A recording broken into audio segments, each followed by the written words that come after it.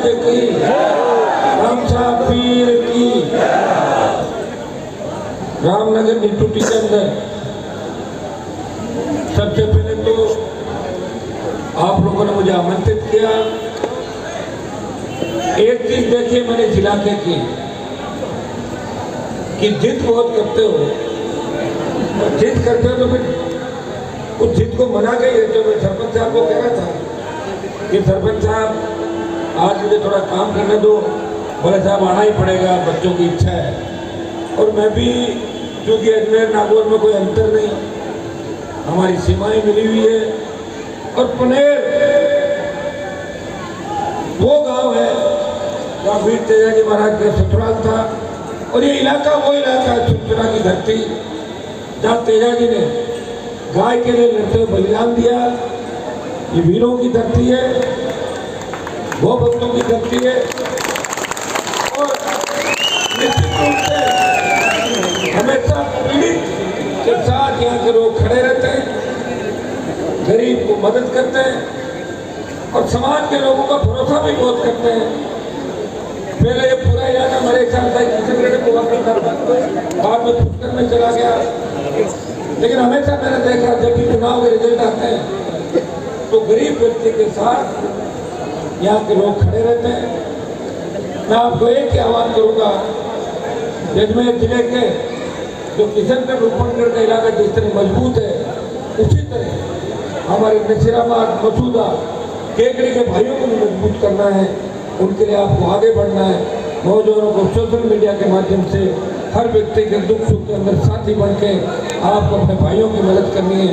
समाज के साथ साथ उन तमाम जातियों की मदद करनी है जो आज़ादी के आंदोलन के अंदर हमारे साथ कंधे से कंधा मिला के लड़ाई लड़ रही थी। हो सकता है कई बार राजनीतिक समीकरण चूक हो जाते हैं जिससे दो बराबर की जातियां आमने सामने हो जाती है। उस समीकरण को चुनाव रिजल्ट के बाद आप भूल के एकजुट होकर किसान कौम कैसे आगे बढ़े। आज आवश्यकता राजस्थान के अंदर किसान के बेटों के हाथ में सत्ता की चाबी हो। तो जिस तरह राजस्थान बर्बादी के कगार पे, उसमें अगर राजस्थान को कोई बचा सकता है तो वीर तेजाजी महाराज बचा सकते हैं, भैरू जी महाराज बचा सकते हैं, ये लोग बचा सकते हैं। जिस तरह बजरी का आतंक, अभी मैं धन्यवाद दूंगा मंच पे जो हमारे वक्ता भाई रामचंद्र जी ठाकर मजबूत प्रधान है के समाज के साथ साथ किसान की लड़ाई लड़ते हैं, नौजवान की लड़ाई लड़ते हैं। भाई रामविलास जी जो हमारे अध्यक्ष है जाटवा सभा के, मांझीलाल जी तो मजबूत है ही, सरपंच साहब फनेर वाले, नंदाराम जी मूल जिला के सदस्य। मैं इन सब की बात का भी धन्यवाद दूंगा। अलग अलग पार्टियों में होते हुए भी समाज की जहाँ जरूरत पड़ती है सब एक मंच में दिखाई देते हैं। इन्होंने जो मेरे लिए बात कही, मैं इतना ही विश्वास इनको दिलाता हूँ, चाहे कौम को आवश्यकता पड़ेगी, चाहे किसान को आवश्यकता पड़ेगी, सत्ता को ठोकर मार के पहले भी मैं सड़क पे था और आगे भी तन मन से कौम के लिए हमेशा खड़ा रहूँगा। मुझे याद है जिस तरह भवन सिनोदिया की हत्या मुझे असामाजिक तत्वों ने की थी, उसकी अगर पूरी जांच होती तो कई लोग जेल के अंदर जाते। दुर्भाग्य से पूरी जांच नहीं हो पाई। भाइयों, भंवर के साथ जीवन गुजारा, जैसे 20 से ज्यादा किसान के बेटों के सीने में गोलियां भाजपा जनता पार्टी, हमें उन सब बातों का याद रखना है। बीजेपी हमारी नहीं हो सकती कभी भी, और कांग्रेस के अंदर भी अब हमारे नेता नंबर 3-4 की लड़ाई लड़ रहे हैं। सिर्फ चप्पल और कप उठाने का कंपटीशन बचा है, जब सीएम का चप्पल कौन उठाए, कप कौन उठाए, ये लड़ाई आपके लड़ रहे हैं। हमें इस बात का भी ध्यान देना है। 20-22% से ज्यादा पॉपुलेशन जिसकी हो, वो शेड्यूल कास्ट और ओबीसी को साथ ले ले, मुस्लिम भाइयों को साथ ले ले, 125 सीट राजस्थान के अंदर आपकी होगी।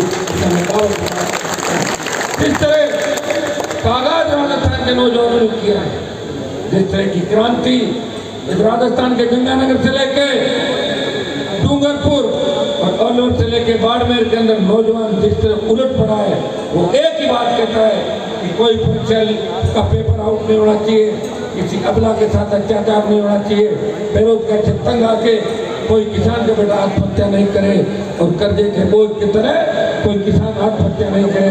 वो चाहता है उसके सपनों का राजस्थान हो। हमारी बेटियां जैसे कि हम भैरव जी के मंदिर के प्रांगण में बैठी है, रात को 12 बजे में सड़क पर निकले तो ऐसा महसूस करे कि घर की देवी घर के आंगन। ये कौन करेगा ऐसी व्यवस्था, बताओ मुझे। यहाँ तो कलेक्टर एसपी और नेता मिल जाते हैं और विपक्ष के नेता मिल जाते हैं, कौन आपकी आवाज बढ़ेगा। बजरी का जो खेल है, अभी 2 दिन पहले जिस तरह शंकर की निर्मम हत्या टोंक जिले के अंदर की थी, उससे पहले बाड़मेर के अंदर जो हत्या की, दुर्भाग्य इस बात का कि हम बजरी के लिए जहां भी जाते हैं टेलीफोन आता है, रहमान जी किसके खिलाफ लड़ाई लड़ रहे हो, आपके समाज के नेता भी पार्टनर यहाँ भाइयों। उस समय नजरें शर्म से डूब जाती है, लेकिन भगत सिंह अगर ये सोचते कि देश इस से गुजरेगा, 30-40 करोड़ लोगों को एक टाइम का भोजन मिलेगा तो कभी बलिदान नहीं देते। उन्होंने सोचा था कि मेरी भारत माता आजाद होगी, गुलामी की भेड़ से मुक्त होगी और हमारे सपनों का देश बनेगा। उन्होंने साधन भगत सिंह जैसे हजारों योद्धाओं आजादी आंदोलन के अंदर साधन देके भारत माता को गुलामी की भेड़ों से मुक्त कराया।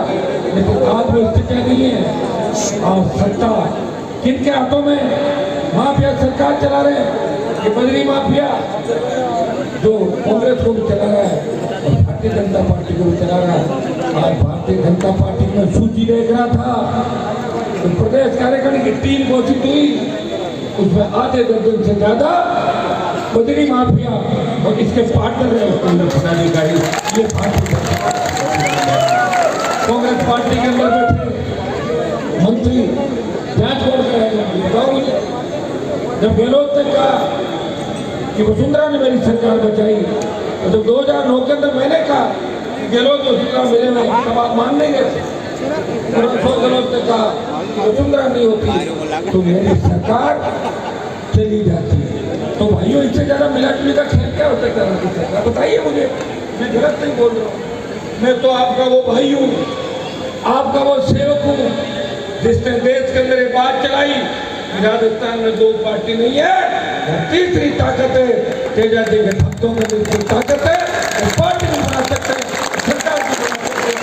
देश के किसानों के लिए अगर सत्ता को ठोकर की दिल मारी तो नागौर के सांसद ने, जिसकी पार्टी आपका आशीर्वाद से बनी, जोश से बनी, सहयोग से बनी, उसने मोदी की सत्ता को ठोकर मार के अपने भाइयों का साथ दिया, NH जाम किया और 70 दिन सड़क पर बैठा। तो देश की पहलवान बेटियां न्याय के लिए गुहार लगा रही थी, तो जंतर मंतर पे अगर देश का पहला सांसद गया, वो नागौर का सांसद था, उसने कहा कि हमारी बहन बेटियों की इज्जत के साथ खिलवाड़ नहीं करने देंगे, चाहे कितना बड़ा बाहुबली हो उसे झुका के एकदम लेंगे।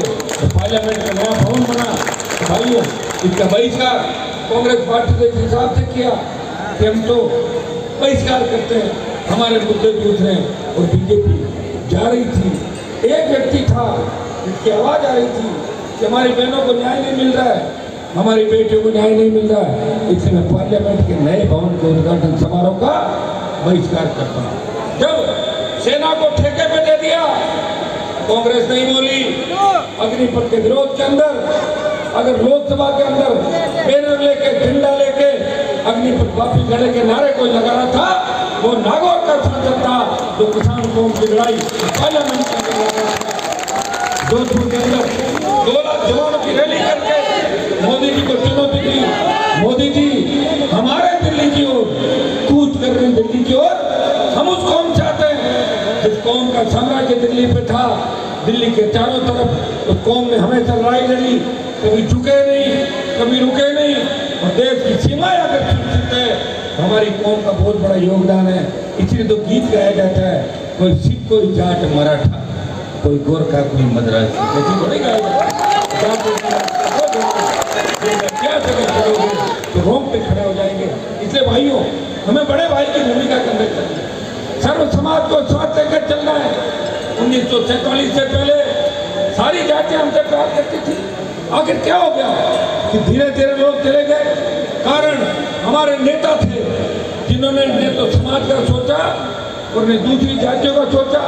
जो पीड़ित शोषित तबका हमारे साथ था राजस्थान में, एक जमाना था कि राजस्थान के जाट नेताओं के साथ मीणा भी होते थे, गुजर भी होते थे, यादव भी होते थे, मेघवाल भी होते थे, मुसलमान भी होते थे, माली भी होते थे। आज स्थिति क्या हो गई, उन नेताओं की कॉन्स्टिट्यूशन में मौजूद नहीं रहा, तो टिकट मांगने के लिए कभी गहलोत को पॉलिटिकल पापा कहते हैं, तो कभी सचिन पायलट को अपना नेता बनाते हैं, तो कभी वसुंधरा को अपना नेता कहते हैं, क्योंकि उनकी नींव कमजोर है, वो बिजनेस कर रहे हैं, व्यापारी बन गए। मैं नेता का भी भाषण सुन रहा था, वो कह रहा था कि हनुमान जी को बजरी वालों को फायदा पहुंचाने के लिए आंदोलन करें, उसको पता ही नहीं, उसका भाई और वो खुद बाड़मेर में पार्टनर है, इसलिए ऐसी बकवास कर रहा है। आप बताओ, मैं आंदोलन जुलाई में कर रहा हूँ, जून में चालू किया था, मैंने कब किया था? जून में, मई से शुरू किया लूटगढ़ से, और जून महीने के अंदर 18 दिन में अगर 10 प्रदर्शन करने की ताकत इस देश में कोई रखता है तो नागौर का भाई राजस्थान की सरकार को बार बार बोलता मैं सोच रहा था कि बजरी माफिया को तो ठीक कर ही दूंगा, लेकिन गलती से मेरे समाज के 1 दर्जन से ज्यादा नेताओं को पिछली बार मैंने वेंटिलेटर से निकाल दिया था, अब की बार एक को भी नहीं निकालूंगा। तो जीत के जाने के बाद, मंत्रिमंडल के बाद वो भूल गए उस बात को, और वे कह रहे हैं कि हनुमान को ठीक कर देंगे। मुझे तो ठीक कोई नहीं कर सकता, तेजा जी की कृपा मेरे साथ है, मैं तो आगे बढ़ रहा हूँ धीरे धीरे, मुझे क्या ठीक कर देंगे? नहीं तो मोदी की ईडी मुझे ठीक कर सकती है, और अमित शाह की सीबीआई ठीक कर सकती है, और वसुंधरा को जिसने 7 समंदर पार भगा दिया, और जिसने गहलोत के बेटे को हरा के संदेश दिया, इस बार हमारे समाज के दलालों समाज के नाम से जीत के जाते हैं, और जीत के जाने के बाद खुद के परिवार का ध्यान रखते हैं, वो अपना बिजनेस बढ़ाते हैं, खुद के बच्चों को RS, RPS, RJS बनाते हैं, रिश्तेदारों के लिए RPSC के पेपर आउट कराते हैं, उनको नहीं जिताएंगे। इस बार पार्टी को मजबूत करूंगा, मैं राजस्थान को बचाने के लिए लड़ाई लड़ रहा हूँ। राजस्थान को बचाने की लड़ाई के अंदर आप सब लोग मेरा साथ देना। भाइयों में विश्वास दिलाता हूँ, जब दिसंबर का रिजल्ट आएगा, इस बार का रिजल्ट ऐतिहासिक होगा।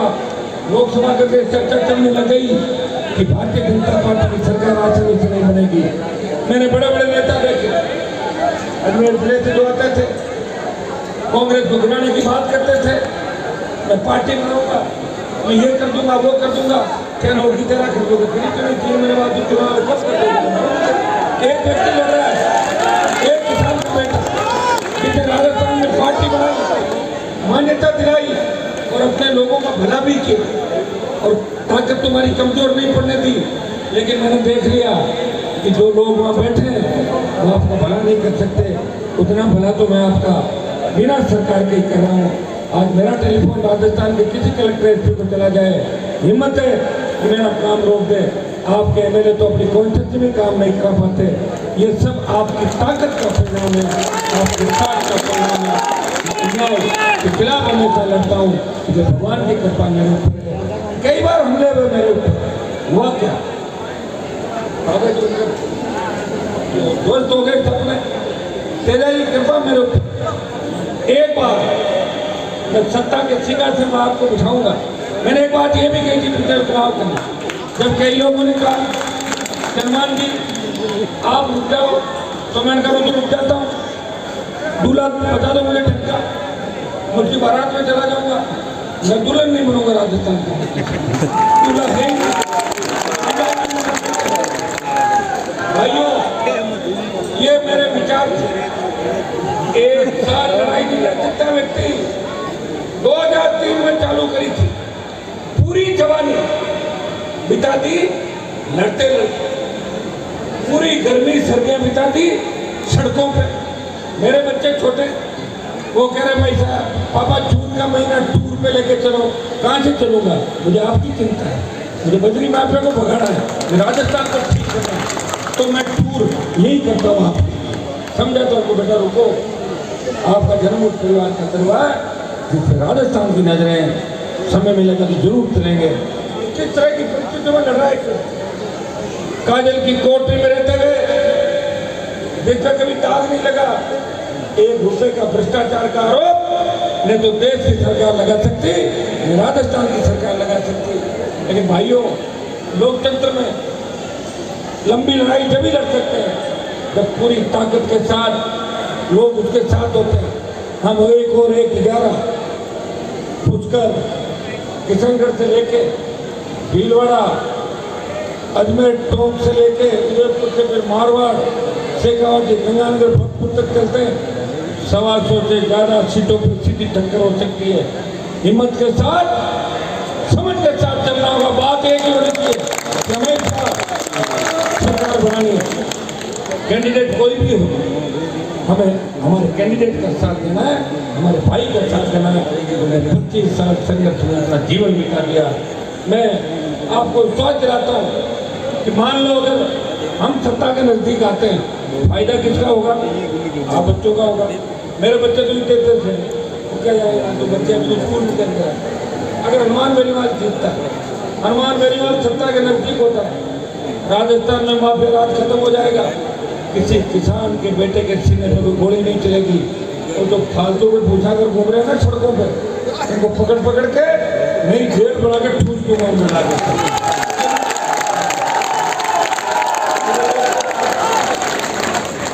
देखिए भाई, उसके लिए मजबूत शासन की आवश्यकता। पुलिस का जब एसपी ईमानदार होता है तो थानेदार सारे ईमानदार होते हैं, और एसपी चोर होता है तो सारे ही थानेदार उससे आगे निकलते हैं।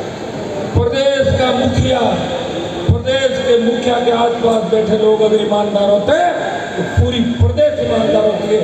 ये वही राजस्थान है जहाँ माध्यमिक शिक्षा बोर्ड पे कभी कलंक नहीं लगा, आरपीएससी पे कलंक नहीं लगा, राजस्थान विद्यालय पे कलंक नहीं लगा, कर्मचारी चयन आयोग पे कलंक नहीं लगा। आज दिल्ली में लोग मुझे मजाक में पूछते हैं यूपी में तो डिग्री नहीं मिल रही है, राजस्थान में डिग्री की क्या रेट है? हनुमान जी दिलवा दो ना डिग्री, ये इज्जत रह गई हम लोगों की। और ये भी कहते हैं क्या आप लड़ तो रहे हो, क्या पार पड़ जाएगी? क्या लड़ाई अच्छी लड़ रही? सरदार शहर के चुनाव ने साबित किया, वल्लभनगर के चुनाव ने साबित किया कि हनुमान बेनीवाल की राष्ट्रीय लोकतांत्रिक पार्टी जो किसान और जवानों की पार्टी है, वीर तेजाजी का आशीर्वाद से बड़ी पार्टी है, वो पार्टी मारवाड़ की पार्टी नहीं रही, वो राजस्थान की पार्टी है। भाइयों, किशनगढ़ के अंदर भी पिछली बार मैंने उम्मीदवार नहीं उतारा, मुझे चिंता, आप उसमें 10-15 लड़ रहे थे, लड़ना क्या करूँगा उतार के, एक और खराब हो जाऊंगा। पुष्कर के अंदर उम्मीदवार उतारा, आप लोगों ने वोट भी दिए, 6,000 वोट हमारे पुष्कर के उम्मीदवार कहे थे। शुरुआत जब बीजेपी वाले मुझे कहते हैं, मैंने कहा आपने शुरू में 2 ही सीट दी, वो एमपी थे देश के, 2 रुपये मांग के मिलकर चंदा करते थे। कभी राम मंदिर का चंदा इकट्ठा करके खा गए, कभी दूसरा गाय माता के नाम से खा गए, फिर जाके धीरे धीरे कोई 40 साल बाद राज कर रहे हैं। मैंने तो 1 रुपया भी नहीं मांगा अभी तक। आप देखिए, मान सम्मान स्वाभिमान आर्थिक संसाधनों से जूझते हुए भी ये किसान का बेटा उसी तरह लड़ रहा है जिस तरह तेजाजी महाराज 1000 साल पहले गाय के लिए वचन दिया था। हनुमान बेनीवाल जी वही लड़ाई लड़ रहा है। वो दिन दूर नहीं तो सत्ता पे आपका कब्जा होगा। ये अपने आप जो हजारों की तादाद के अंदर आप आशीर्वाद देने के लिए पहुंचते हो, ये माताएं मैंने तो बड़ी उम्मीद के साथ मेरी तरफ देख रही है, ये छोटी बहनें और बेटियां जो देख रही है कि हनुमान जी आप संविदा पे नौकरियां दिलाओ, नई नौकरियां खुलवाओ, आप व्यवस्था को ठीक करो, हमारी इज्जत सुरक्षित कैसे रहे, हमारे भाई कैसे आगे बढ़े, हमारे किसान कैसे आगे बढ़े। तो एक टकटकी लगा के देख रही है, उन्हें कोई लड़ता हुआ दिखाई दे रहा है इस राजस्थान के अंदर। आज अगर मुझे निकाल दो राजस्थान में से, कौन लड़ने वाला पीछे बताओ मुझे, कहाँ वोट डालोगे आप लोग? ये तो कांग्रेस को डालो, ये भाजपा को डालो, एक सांपनाथ है, दूसरा नागनाथ है, कहाँ से लाओगा आप पार्टी बताओ? तो भाइयों उठो, आशीर्वाद दो, अपने आप सारी व्यवस्था बदलेगी। अगर अजमेर जिला उठ गया, भीलवाड़ा उठ गया, चित्तौड़ उठ गया, अपना आप 1.5 दिन उठ गया, हमारे हिंदू भाइयों का काफिला बढ़ता जाएगा। अभी जब नौर गढ़साना के अंदर मैंने रैली की, गढ़साना के अंदर मैं जब गया तो उन्होंने कहा कि 2004-5 में जब वसुंधरा ने गोलियां चलाई थी किसानों पे, हमारे समाज के लोग वहाँ खत्म हुए, दूसरे समाजों के लोग भी खत्म होते, गोलीबारी के आंदोलन में शहादत की। उसके बाद 19 साल में कभी रैली नहीं घटना कर। इतना डर और खौफ था लोगों के अंदर, वो खौफ कोई खत्म करके आया। नागौर का छात्र था, खौफ खत्म किया। आपके यहाँ विजयादशमी के दिन 6 जगह 5 जगह तेजाजी महाराज के और बीकानेर में राम साहब पीर के। ये आपकी इच्छा थी कि हनुमान जी आए, सब जगह में कैसे आ सकता था? हेलीकॉप्टर से आपके बीच आया था। अभी हेलीकॉप्टर आपको पता है बहुत महंगा है हेलीकॉप्टर। मैं हेलीकॉप्टर से घूमू, अभी किराए का जुगाड़ नहीं बैठा है, गाड़ियों से घूम रहा हूँ। रात और दिन आप मुझे देखते, कब 5 बज जाती है, कब 6 बज जाती है, कब 7 बज जाती है, सुबह 8 बज जाती है। लेकिन हर व्यक्ति को, हर समाज को न्याय दिलाने के लिए एक व्यक्ति जाता है। जब वो न्याय दिलाता है, वो ये नहीं देखता न्याय किसको दिला रहा हूँ और मुलजिम किस जाति के। अगर ये मैं तय करने लग गया तो मेरे पता नहीं रहेगी तेजाजी महाराज की। जहाँ अन्याय हुआ है, अगर मेरी कौम के व्यक्ति ने भी अन्याय किया तो हनुमान बेनीवाल अन्याय करने वाले के खिलाफ हमेशा खड़ा मिलेगा। ये मैं विश्वास करके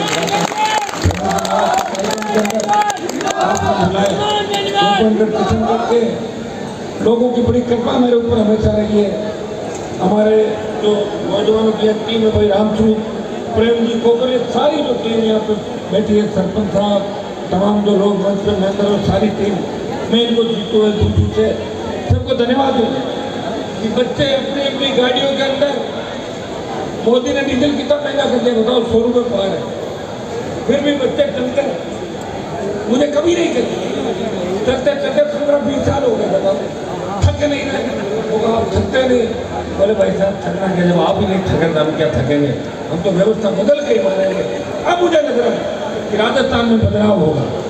इस बार सारे एग्जिट पोल झूठे साबित हो जाएंगे। भारतीय जनता पार्टी पीछे चली जाएगी और राष्ट्रीय लोकतांत्रिक पार्टी बहुत आगे क्यों राजस्थान में बढ़ेगी। ये मैं कार्यक्रम में बुलाया, स्वागत सत्कार किया। मैं हमेशा आपके लिए तैयार हूँ। पहले बद्री माँ पे आके इलाज करेंगे, उसके बाद टोल फ्री कराएंगे राजस्थान के अंदर। पेपर लीक की जो घटना है, अंतिम व्यक्ति अंतिम कड़ी तक नहीं पहुंचा जा रहा है। आखिर अंतिम मुलजिम कौन है? वो तो मुख्यमंत्री के इर्द गिर्द के हैं, वसुंधरा जी के इर्द गिर्द के लोग हैं। ईडी की जांच कराओ तो मैडम निकलेगी मुलजिम बद्री माँ पे के साथ पूरा ही काम करती थी, गहलोत कर रहे। तो भाई ये जांच कौन कराएगा? ये तो नहीं कराएंगे। और मोदी जी क्यों कराएंगे? आपने देखा कि प्रधानमंत्री की जब जब मीटिंग हुई, अशोक गहलोत और मोदी आधा घंटा बात करते हैं ना। क्या बात करते हैं बताना मुझे, क्या बात करते हैं? आरोप प्रत्यारोप, फिर आपस में बात, लंच डिनर साथ, जनता को बेवकूफ बनाना, हम इसका ये कर देंगे वो कर देंगे। कुछ नहीं किया। कोई भी नेता पकड़ा गया क्या राजस्थान के अंदर? बताओ मुझे। ये तो मुझे धन्यवाद दो कि नावा में जब किसान के बेटे की हत्या की, मैं गया और कांग्रेस के विधायक के भाई, जीजा और पूरे परिवार को सड़कों के पीछे डलवा के आया। नहीं होने देंगे, नहीं। ये छोटी मोटी जो जेल यात्राएं करवा रहा हूँ राजस्थान के अंदर, वो नहीं करवा रहा हूँ विरोधियों को, और जेल यात्रा नहीं, सब मिले हुए आपस में। ये बाबा कौन जाते हैं? रेट भी कम है हमारे विधायकों को, 5 लाख, 8 लाख, 15 लाख, 12 लाख। और ये मैं नहीं कह रहा हूँ, अशोक गहलोत खुद ही कह रहे। अशोक गहलोत कह रहे हैं मैंने पहले पैसे लेके आ गए, कह रहे नहीं कह रहे कि कांग्रेस के लोग पैसा लेके आए वापिस को। ये मैं तो नहीं कहा कभी भी, वो खुद कह रहे, रोज कह रहे। हो सकता है, लेकिन इस बात की जानकारी नहीं। हाँ ये सही है, मैं तो उस समय बीजेपी के 72 के साथ 3 गिरा गया, 75 में था, 72 + 3 हमेशा गहलोत से लड़ा। और जब आवश्यकता पड़ी तो मोदी से लड़के उस राजस्थान को विशेष राज्य का दर्जा देने की बात करी, ERCP योजना लागू करने की बात करी। कोविड में लोग जब हमारे 50 लाख भाई देश के अंदर शहीद हुए, उनकी बात करी, लंपी की बात करी, टिड्डी की बात करी, पेट्रोल डीजल की कीमतें सस्ती करने की बात करी, नौजवानों के रोजगार की बात करी, भ्रष्टाचार के खिलाफ आवाज उठाई लोकसभा के अंदर। तो विधानसभा में तीनों विधायक हमेशा आपके लिए लड़ते हैं। और सड़क पर लड़ता हुआ कोई दिखता है, नागौर का सांसद RLP की जो फौज मेरे सामने बैठी है, कहीं कहीं किसी रैली में सरकार के खिलाफ मुर्दाबाद के नारे लगाते हुए और फिर जिंदाबाद के नारे को चलते हुए हमें एक चीज में समझदारी करनी होगी। हम जो मंच में लोग बैठते हैं, हमारे समाज के लोग, हमारे मिलते जुलते लोग, हमारे शोषित पीड़ित भाई, तो जिनमें सारे सर्व समाज आ जाते हैं। देखिए, मैं किसी जाति के खिलाफ नहीं, लेकिन लोग जबरदस्ती उनको कहना चाहते हैं, उनको मैं कहना चाहता हूँ, हनुमान बेनीवाल हर जाति पसंद करती है, हर गरीब आदमी, हर पीड़ित शोषित आदमी पसंद करता है। जिसकी आवाज़ कोई नहीं सुनता, उनकी जाति वाले जब आवाज़ नहीं सुनते, हनुमान बेनीवाल उसके अंदर सांस खड़ा रहता है। हमें इतना ही समझना है, जब हमारा चुनाव आपके सामने हो, तब हम 2-10 दिन के लिए नहीं बोले तो चुनाव खत्म हो जाए, तो एक जगह अगर बैठना सीख लेंगे तो अपने आप ये समाज, किसान इस राजस्थान में परमानेंट राज करेगा। जिस तरह यूपी बिहार के अंदर लंबे समय तक सपा बसपा ने राज किया, 3-3 4-4 जातियाँ मिल गई थी, यहाँ भी वो समय आ गया कि सारी जातियाँ सब समाज मिलके कांग्रेस मुक्त भाजपा मुक्त राजस्थान करेंगे। तब आपको टोल पे खाना लेना पड़ेगा, तब आपका अनाज मंडी से बिना तोले वापस नहीं जाएगा, कोई राइडर नहीं लगेगा, कभी किसान को आत्महत्या नहीं करनी पड़ेगी। थाने तहसील में जाओगे तो थाना तहसीलदार कहेगा कि बाबा चाय मंगाओ या कोल्ड ड्रिंक मंगाओ, बिराजो। ये व्यवस्था बदलने का काम जवान करेगा। इस देश की जितनी भी क्रांतियाँ हुई, उनके नौजवान नायक जवान थे। तांत्या टोपे मंगल पांडे से लेके भगत सिंह, जिन्होंने लड़ाइयाँ लड़ी, वो जवान थे। उनकी उम्र 23, 25, 27 और 20 साल थी, जिन्होंने, और हमारी जो माताएं मैंने बैठी है कि झांसी की रानी लक्ष्मीबाई बनकर इस व्यवस्था को बदलेगी। ये अपने से ज़्यादा ताकतवर है, ये 2 वोट 3 वोट दिला सकते हैं, हम 1 वोट दिला सकते हैं। तो भाइयों, इस बार लग रहा है भ्रष्टाचार का खात्मा भी होगा, सारे जो एग्जिट पोल है वो खत्म हो जाएंगे। सरदार शहर के चुनाव ने साबित कर दिया कि राष्ट्रीय लोकतांत्रिक पार्टी राजस्थान की सबसे उभरती हुई ताकत है, उसे रोक नहीं सकते। वो 23 के अंदर सारे समीकरण बदल देगी। और भाइयों, में तो कितने बड़े मन का आदमी, मैं कहता हूँ कांग्रेस बीजेपी को छोड़ के कोई गठबंधन करना चाहिए, आ जाओ, हम तो तैयार बैठे, लेकिन आ जाओ, जिनका जितना चाहे प्रभाव, बैठ के बात कर लो। मुझे नहीं लगता कोई नई पार्टी बना पाएगा, उसके लिए बहुत ताकत चाहिए, बहुत हौसला चाहिए, बहुत संघर्ष करना पड़ता है। जो आदमी 1 घंटे धूप में नहीं बैठ सकता, वो पार्टी नहीं बना सकता। जो आदमी पुलिस की लाठी दूर से बिखेर होकर छुप जाए कि मेरी लाठी नहीं लग जाए, वो कभी पार्टी नहीं बना सकता। पार्टी को वही बना सकते हैं इस चीज़ की परवाह नहीं करते कि हमारी जान चली जाए तो चली जाए, हमें राजस्थान को बचाना है, वतन को बचाना है, हमारी कौम को बचाना है, हमारे भाई को बचाना है। सब काम करना है। नहीं तो मेरे से पहले 70 साल कई बड़े बड़े नेता हुए थे हमारे नागौर में, तो नेताओं की खान थी पूरी, सारे डूब गए। आज के कार्यक्रम का बेरोज जी का बड़ा पर्चा है यहाँ का, और कहते हैं भाई बेरोज जी की चीज़ पर कृपा हो जाती है, बदलाव होता है बड़ा। लंबे समय से बेरोज जी का किसी मेले के अंदर में नहीं गया, और मुझे लग रहा है चुनाव का समय इस बार भैरव जी अपने भक्तों की मदद करेंगे, और इस कांग्रेस और भारतीय जनता पार्टी में